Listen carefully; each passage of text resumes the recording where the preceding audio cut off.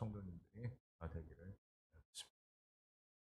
기도하겠습니다. 사랑의 하나님, 물론 하나님께서 우리들을 사랑하사 은혜의 말씀, 축복의 말씀, 권세의 말씀을 우리에게 주신 줄 믿습니다.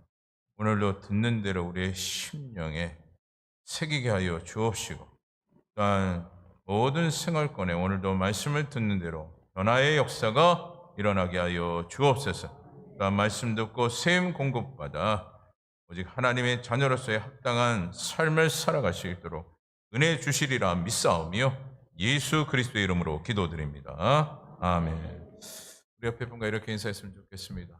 우리는 빛의 자녀입니다.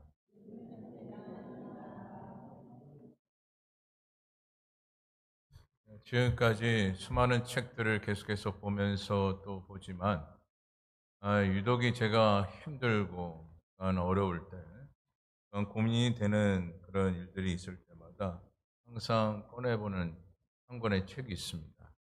그 책은 스티븐 리처드 코비가 쓴 바로 성공하는 사람들의 8번째 습관이라는 이 책이에요. 이 책에서 주장하는 것은 성공하는 사람들이 갖춰야 될 4가지의 중요성을 이 스티븐 코비가 주장하고 있는데, 영어 약조로 표현하면 PQ, IQ, EQ, SQ를 이야기합니다. 즉 신체적 지능, 또한 지적 지능, 감성 지능, 영적 지능, 이 4가지를 언급하면서 이 스티븐 코비가 이야기를 하고 있는데, 그중에서 그런데 가장 중요한 것, 이 4가지 중에서 가장 중요한 것은 바로 영적 지능이다라고 그렇게 주장을 합니다. 물론 스티븐 리처드 코비가 크리스찬이기 때문에 영적 지능을 이야기하는 것이 아니겠느냐라고 그렇게 이야기할 수가 있겠는데, 근데 이 책의 초점을 보게 되면 변화하는 이 세상에서 어떻게 하면 성공적인 삶을 살 수 있을까에 대한 그 부분을 중요하게 다루고 있어요. 그러면서 이와 같이 성공적인 삶을 살아가기 위해서는 영적 지능이 중요하다라는 그 해답론을 바로 이 책을 통해서 주장했던 것입니다. 그렇다면 여러분, 영적 지능이 무엇이겠습니까? 바로 영성을 의미합니다. 그런데 이 영성은 또한 어떤 뜻을 담고 있느냐? 바로 양심과 윤리, 그리고 성실성을 이야기하고 있는 거예요. 이것이 바로 영성이에요. 우리가 영성하면 그저 은혜 받는 것으로만 우리가 생각할 때가 많습니다. 하지만 영성에 대한 이 개념 속에서는 바로 양심과 윤리, 더불어 성실성을 담고 있습니다. 그것이 바로 영성이에요. 놀라운 것은요, 세상의 모든 가정과 더불어 기업의 모든 기업가들은 무엇을 원합니까? 이 바로 성실성과 더불어 양심과 윤리, 거짓 없는 그 모습을 모두가 원합니다. 결국 세상도 무엇을 지금 원하고 있습니까? 영성을 원하고 있다는 거예요. 그래서 세상은요, 교회를 향하여 그래서 바라고 원하는 것이 무엇이냐? 결국 영성 아니겠습니까? 결국 교회 안에 무엇이 바르게 세워져야 한다는 것을 그들은 외치고 있습니까? 바로 양심과 더불어 윤리가 바르게 세워져야 하고 더불어 성실성이 있어야 된다는 것을 세상 사람들도 교회를 향하여, 또한 오늘 우리들을 향하여 외치고 있어요. 그리고 더불어 기대하고 있는 것이 바로 세상 사람들의 이야기입니다. 그래서 성도된 우리가 하나님의 말씀에 어떤 자세가 되어져야 합니까? 항상 양심과 더불어 성실이 임하는 자세가 되어야 하는 것이죠. 바른 영성이 되어져야 한다는 것이죠. 그리고 오늘 우리가 바른 영성의 삶을 살아야 하는 것은 결국 사회적으로나 또한 기타 여러 가지 모든 생활권 가운데 바른 영향력을 또한 끼치기 위해서, 더불어 복음의 영향력을 끼치기 위해서 우리는 바른 영성을 가져야 된다는 거죠. 그래서 오늘날 우리의 신앙의 상태가 그래서 중요한 것입니다. 내가 어떤 신앙생활을 지금 하고 있는가, 또한 나의 신앙 상태가 지금 어떠한가를 늘 살펴야 한다라는 것이에요. 그러니까 우리의 영성을 주의 깊게 보고 있는 사람들이 누구이기 때문에요? 세상 사람들이기 때문에. 그리고 우리를 바라보며 영성이 바르게 이루어지기를 기대하고 있기 때문에. 그러면 사회도 성실과 양심을 추구하는 시대라 그렇게 이야기할 수가 있습니다. 즉 윤리 경영을 지금 하고 있는 거죠. 이것은 매우 고무적인 현상입니다. 이와 같은 이 현상을 두고 어느 신학자가 이런 말을 했습니다. 하나님의 빛이 온 세상에 비추어지고 있다라는 거죠. 결국 무슨 의미를 지금 담고 있느냐? 이 세상은 주님의 빛으로 다스림을 받고 있고 다스림을 받아야 한다라는 것이에요. 여러분, 이 세상의 모든 사람들이 성실하기를 원하지 게으르기를 원합니까? 난 양심적이기를 원하지 거짓된 그 생활권을 원하는 사람이 있습니다. 그리고 모두가 바라고 있습니다. 양심적이길, 성실하길. 결국 누구의 빛을 받기를 지금 원하고 있는 것이에요? 영성 하나님의 그 빛을 받기를 모두가 원하고 있다는 것을 보게 되는 겁니다. 그리고 하나님의 빛이 이 시대, 더불어 이 사회를 비추고 있다는 것과 오늘 우리가 빛의 자녀로서의 그 빛을 비추는 증인된 삶을 살아가야 할 가장 궁극적인 그 이유를 특별히 오늘 본문 4절의 말씀을 통해서 우리가 볼 수가 있는데 우리 본문 4절 말씀을 같이 한 목소리로 함께 읽어보도록 하겠습니다. 시작.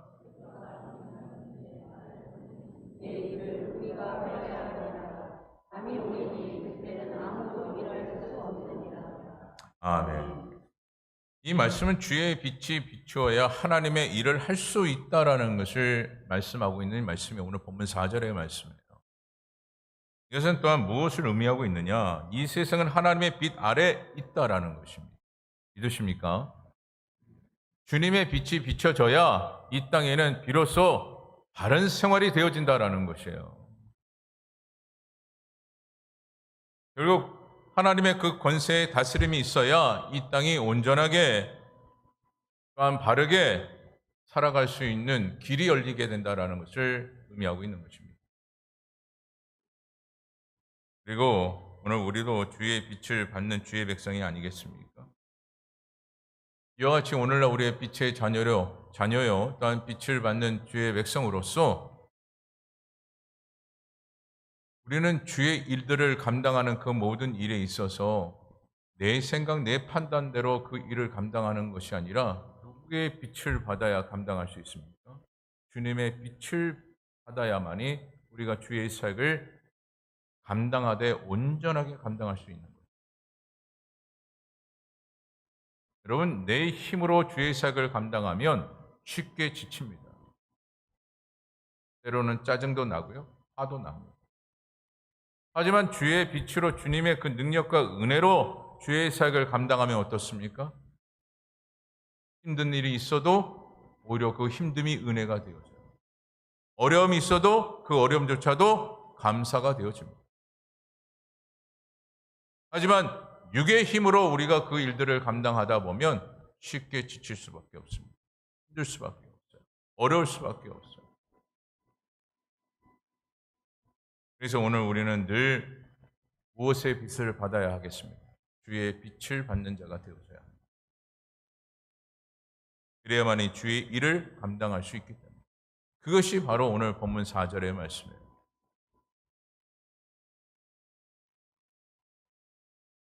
예수님도 요한복음 8장 12절에 이렇게 말씀을 하셨죠.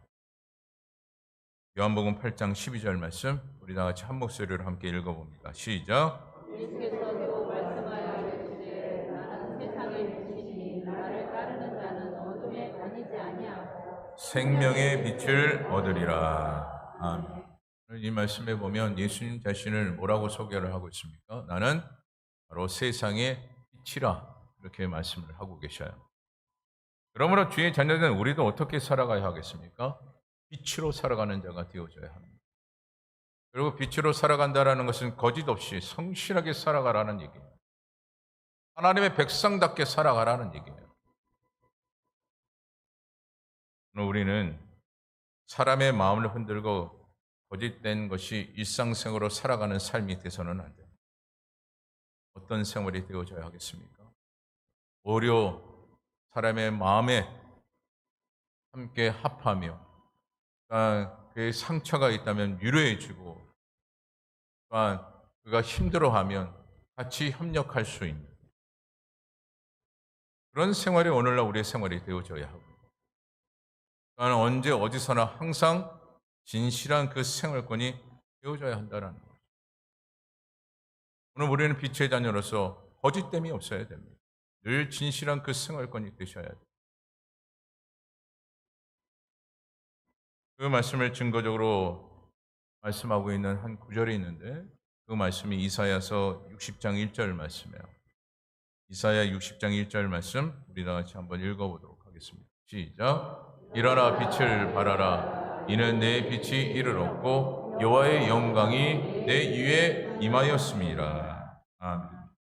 오늘 말씀에 보면 오늘 우리는 무엇을 바라는 자가 되어져야 합니까? 빛을 바라는 자가 되어져야 함을 명확하게 말씀하고 있습니다. 여기서 빛이라는 것이 여러분 무엇이겠습니까? 바로 복음의 빛, 소망의 빛, 생명의 빛 이것을 의미하고 있어요. 이것을 오늘 우리가 비추는 자가 되어져야 하는 것이에요. 결국 복음의 빛을 우리가 비춰야 하기에 우리는 어떤 생활권이 되어져야 하는 것이에요? 복음적인 생활이 되어져야 하는 것이에요. 그러니까 오늘 우리가 빛을 비춰야 하기에 그냥 살아가는 것이 아니라 늘 말씀에 빗대어 소망 있게 살아가는 자가 되어져야 하는 것이에요. 그러니까 오늘 우리는 생명의 빛을 비춰야 될 그 사명이 있기에 우리는 생명력 있게 살아가는 자가 되어져야 하는 것이에요. 그저 세상의 이치에 맞춰 죽어가는 우리의 영이 아니라 하나님의 말씀의 권세 아래 생명력 있는 생활권이 되어져야 한다는 것이에요. 그랬을 때 우리는 세상에 빛을 발하는 자가 되는 것입니다. 오늘 특별히 본문 2절에 보게 되면 나면서부터 맹인이 된 사람이 나오죠. 근데 이 맹인된 사람을 두고 제자들이 예수님에게 오늘 묻고 있습니다. 그 말씀에 오늘 본문 2절인데 2절 말씀 다 같이 한번 읽어보도록 하겠습니다. 시작.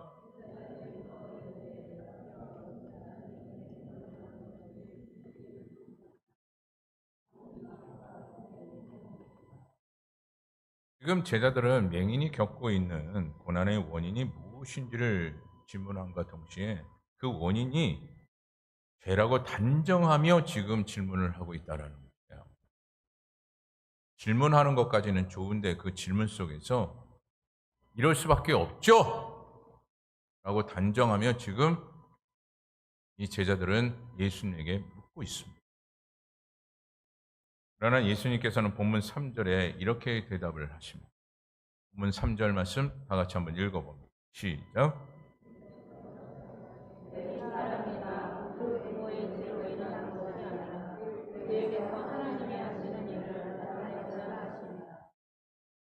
지금 주님의 대답은 무엇입니까? 우리가 당하는 고난이나 고통은 사람의 그 죄 때문에 나타나는 것이 아니라 그의 고통조차도 미래의 하나님을 드러내시기 위한 그 무엇이 있음을 오늘 예수님께서 3절 말씀을 통해서 이와 같이 말씀을 하고 있는 거예요. 여러분 제가 병원 신방에 가면 그렇게 이야기하시는 분들이 있어요. 목사님, 제가 죄가 많기 때문에 죄가 많아서 이 같은 질병이 생긴 것 같아요 라고 얘기하시는 분들이 있어요. 하지만 여러분이 이 말씀을 통해서 분명하게 깨닫기를 원합니다. 주님께서는 오늘날 우리의 죄 때문에 질병과 고통과 아픔을 주시는 분이 아니에요. 단지 우리가 질병이 있는 것은 결국 무엇임을 이야기하고 있는 것입니까? 앞으로 나타날 하나님의 그 계획과 섭리를 이야기하고 있는 거예요. 그래서 오늘 내가 질병이 있다, 어려움이 있다, 힘듦이 있다, 이것 또한 하나님의 분명한 계획하심이 있구나 라고 우리가 고백해야 된다는 것이에요. 그저 왜 이럴까? 라고 한탄하는 것이 아니라 이것을 통해 하나님의 분명한 계획과 섭리가 있음을 우리는 고백해야 된다는 것이에요. 이것을 오늘 우리는 깨닫는 자가 되어졌을 때 이로써 빛을 발하는 자가 되어지는 것입니다. 그리고 여러분 말씀을 통해서 보십시오.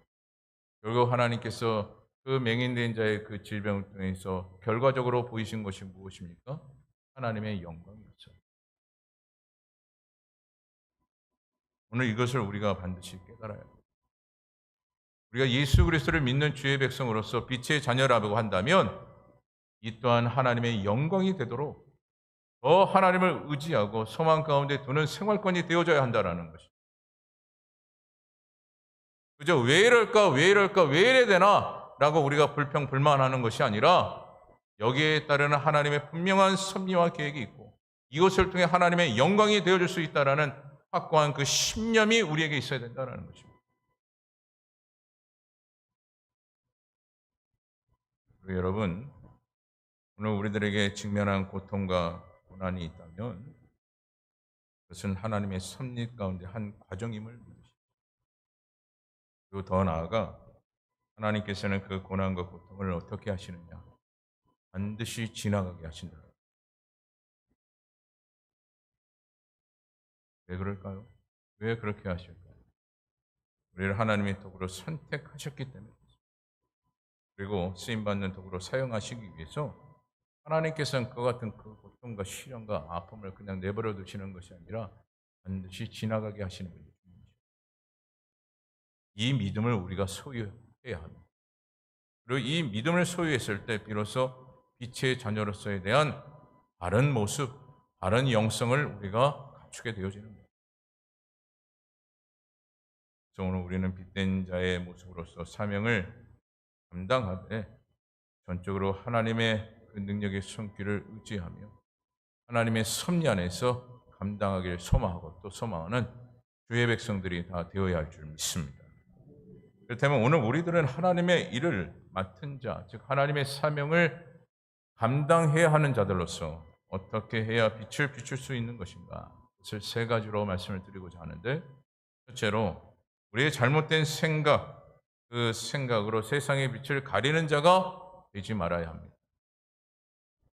그래서 우리가 어떤 생각을 가지고 있느냐가 중요한데, 우리가 앞서 읽었지만 우리 본문 2절 말씀을 다시 한번 읽어보도록 하겠습니다. 우리 본문 2절 말씀 한 번 더 띄워주시면 감사하겠습니다. 본문 2절 말씀입니다. 성경을 보면서 한번 읽어볼게요. 2절입니다. 시작. 제자들이 물어 이르되 라삐여 이 사람이 맹인으로 난 것이 누구의 죄로 인함이니까? 자기니까 그의 부모니까?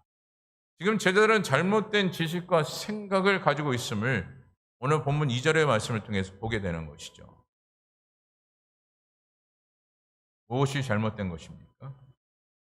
바로 그들이 가지고 있는 고정관념이 잘못된 것. 이것은 마치 어떤 모습을 갖고 있는 것이냐. 여러분 동양 사상의 모습을 보게 되면 선천적인 장애를 가지고 있는 자들은 누구의 죄 때문에 이야기하느냐? 조상의 죄 때문에 그렇다라고 이야기해요. 그럼 어처구니가 없어요. 지금 제자들은 그와 같은 그 모습을 오늘 본문 2절의 말씀을 통해서 이와 같이 이야기하고 있는 거예요. 그리고 제자들은 맹인이 그와 같이 맹인이 된 것은 자신의 죄뿐만 아니라 조상의 죄, 그래서 지금 부모를 이야기하면서 부모의 죄 때문에 그런 것이 아니겠느냐? 아니, 부모의 죄 때문에 이와 같이 그 자녀가 맹인이 된 것이다 라고 하면서 지금 제자들은 이야기를 하고 있는 것입니다.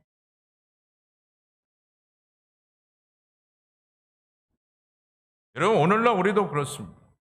오늘 우리도 하나님의 자녀, 빛의 자녀로서 더 나아가 제자들의 그 사명을 맡은 주의 백성으로서 하나님의 말씀의 그 지식을 잘못 갖게 되면 오늘 제자들처럼 엉뚱한 말과 엉뚱한 행동을 하게 되는 거죠. 하나님의 말씀에 대한 바른 가르침을 갖지 못하고 배우지 못한 자들의 그 모습을 보게 되면 항상 엉뚱한 말과 엉뚱한 행동을 합니다. 제가 사역을 하면 간혹 이런 말을 하시는 분들이 있어요. 이런 것은 이렇게 해야 하는데 저것 때문에 이렇게 되는 거예요. 무슨 말인지는 여러분 이해하시리라 봅니다. 그리고 자신의 고정관념으로 쉽게 판단하고 쉽게 결과를 말씀하시는 분들이 있습니다. 이건 어떤 것이냐? 그랬을 거야. 심지어 이렇게까지 얘기하시는 분들이 있어요. 아니, 그게 맞아.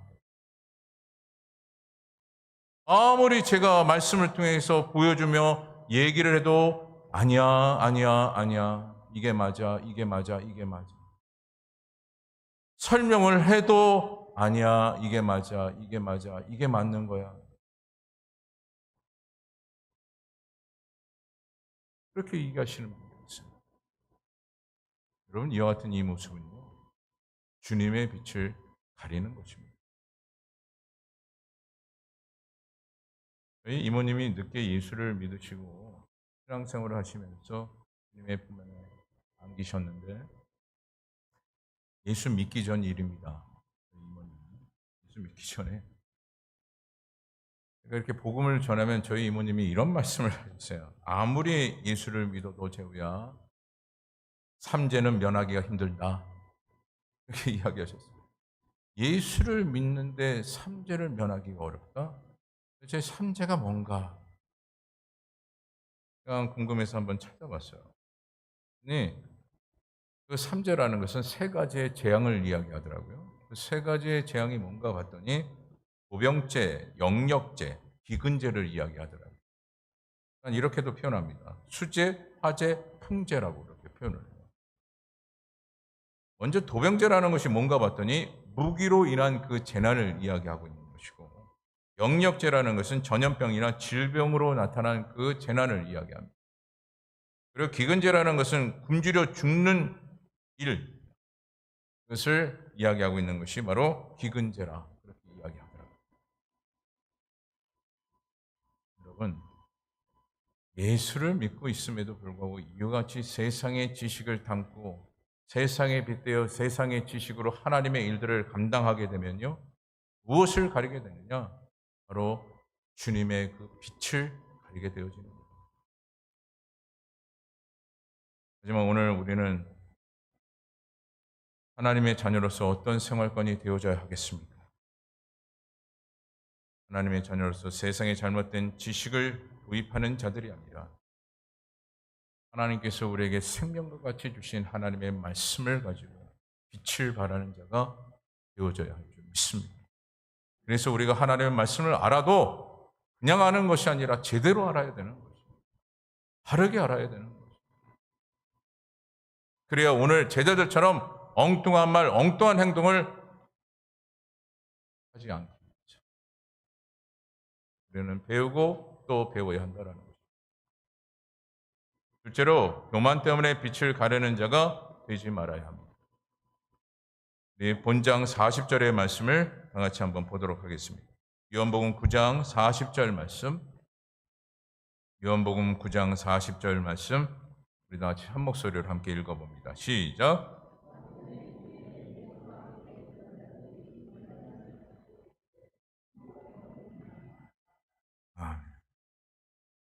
세상에 보면요.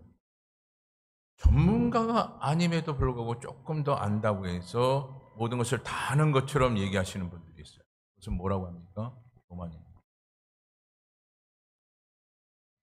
여러분 전문가일지라도 100% 해답을 이야기할 수 없습니다. 근데 전문가가 아님에도 불구하고 조금 더 안다라는 그 이유로 교만스러운 모습을 보일 때가 있습니다. 여러분, 오늘 성경에 빗대서 보면 이와 같은 이 교만의 모습을 보이면 보일수록 누구와 같은 것이냐? 바로 맹인과 같은 거예요. 다시 말해 결론부터 말씀을 드린다면 하나님의 말씀을 몰라도 너무 모르는 거예요. 제가 제자 훈련을 하면서 늘 말씀을 드리는 것이 무엇이냐면 말씀을 들은 것으로 끝나는 것이 아니라 말씀을 들은 만큼 아는 것만큼 행하는 자가 되어야 한다라는 것이 제자 훈련의 핵심이에요. 여러분 세상에 말해도 겸손의 그 의미를 담고 이런 말을 하지 않습니까? 익은 벼가 고개를 숙인다. 여러분, 세상에도 교만한 사람을 원치 않습니다. 모두가 겸손하기를 원합니다. 낮아진 그 자세를 원합니다. 낮아진 자세를 원합니다. 내가 상대방에게 겸손을 요구한다면 내가 겸손한 자가 되어줘야 합니다. 내가 교만하면 상대방도 교만하게 되어져 있습니다. 여러분, 잘 보십시오. 내가 화나면 상대방도 화냅니다. 하지만 상대방이 화를 내는데 내가 참으면 그 화는 줄어들어요.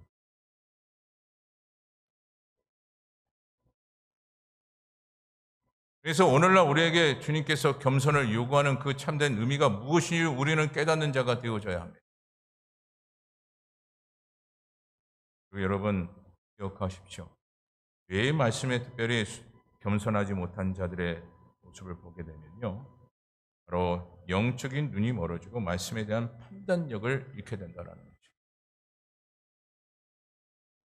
그리고 교만에 이르면 말씀에 대한 그 기준을 흐트러 버립니다. 그래서 주님께서는 계속해서 우리에게 또한 요구한 바가 무엇이냐? 겸손하기를 원합니다. 그리고 여러분, 겸손한 자가 하나님의 말씀에 충성할 수 있는 것. 하지만 교만하면요, 하나님의 말씀에 충성할 수가 없습니다. 셋째로, 순종해야 빛을 발하는 자가 된다라는 것을 말씀하고 있는데, 오늘 주님께서 맹인을 치료했던 그 치료의 방법을 여러분 한번 보십시오. 특별한 것이 없습니다. 그리고 그 치료법을 보게 되면 참 허술합니다. 여러분 한번 보세요. 진에게다 침을 발랐고 눈에 바른다라는 것이 여러분 온전한 치료법입니까? 지금 세상 얘기로 한다면 야매요, 야매. 바로 제가 저희 할머니에게 항상 들었던 얘기가 뭐냐면 어디 뒤면 뭐 바르라고 합니까? 된장을 이렇게 더 바르라고 합니다. 쓰라리고 더 성나는 경우가 더 많아요. 왜 된장을 바르는지는 모르겠으나 전혀 의학적인 그런 지식도 없이 그냥 들은 얘기가 있으니까 그냥 발라라 그러니까 바르는 것 같아요.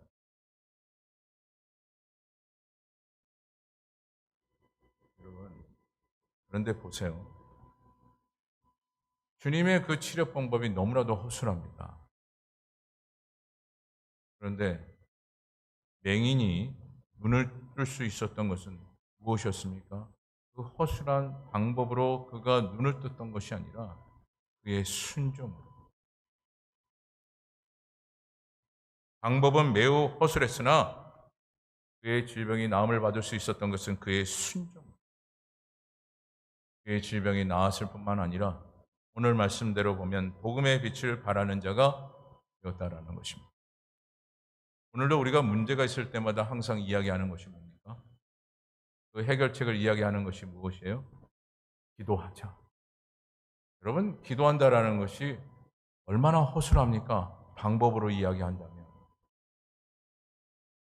지금 문제가 상당히 지금 어려운 문제인데 지금 눈을 감고 중얼중얼 이야기한다고 해서 될 문제입니까? 그 방법을 보면 너무나도 허술해요. 기도하면 된다라는 그 방법이 너무나도 허술합니다. 하지만 그 같은 허술한 방법이지만 그것을 우리가 순종하고 믿고 나아가면 그 기도를 통해서 하나님께서는 어떻게 하십니까? 역사를 이루신다는 거예요. 오늘 바로 이 맹인이 그와 같은 그 순종을 보였던 거죠. 특히 오늘 주님께서 맹인에게 보이셨던 그런 메시지를 보면 참 재미납니다. 여러분 보세요. 앞을 보지 못하는 맹인에게 명령을 하시죠. 뭐라고 명령합니까? 연못으로 가라. 여러분 이것이 당연한 이치처럼 여러분 여기실지 모르겠으나 눈이 보이지 않습니다. 가라. 보이지 않는데 어떻게 갑니까? 데리고 갔어야죠.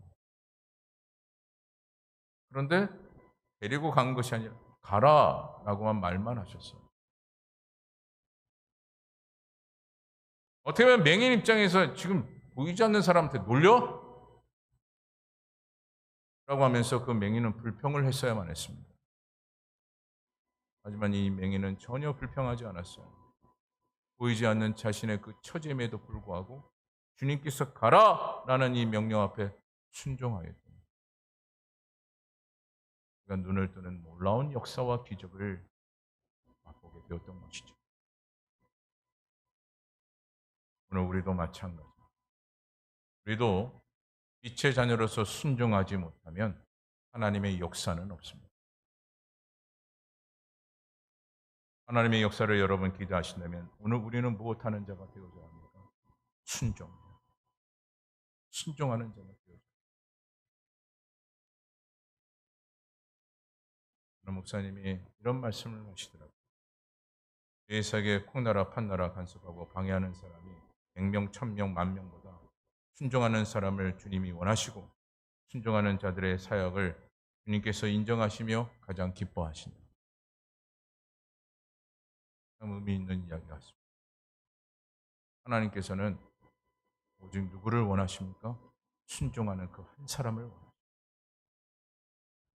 순종하는 그 한 사람. 묵묵히 순종하는 그 한 사람을. 그리고 그 한 사람 때문에 기뻐하신다. 말씀을 마칩니다. 우리가 말씀을 듣고 즉각적인 순종이 되지 않고 우리가 나중에 해야지 그 같은 신앙생활을 가져서는 여러분 저도 자녀를 이렇게 키우지만 간혹 이거 해라 나중에요 자꾸 이야기할 때가 있어요.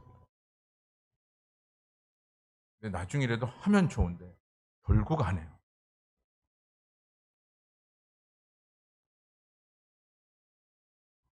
여러분 오늘날 우리의 신앙생활도 마찬가지. 기도 나중에 해야지. 전도 나중에 해야지. 은혜 받는 거 나중에 해야지. 이것저것 하나님께서 말씀하셨지만 나중에 한다 못합니다. 여러분 나중에 기회가 또 있을 거라고 누가 호언장담할 수 있겠습니까? 주님께서는 우리에게 말하시는 것은 즉각적인 순종을 또한 원하신다. 이 사실을 여러분 꼭 기억하시고 즉각적인 순종을 통해서 빛의 자녀로서 그 빛을 합당하게 비춰나갈 수 있는 저와 여러분 되어지기를 간절히 주님의 이름으로 축원합니다. 오늘도 우리가 말씀을 생각하면서 함께 찬양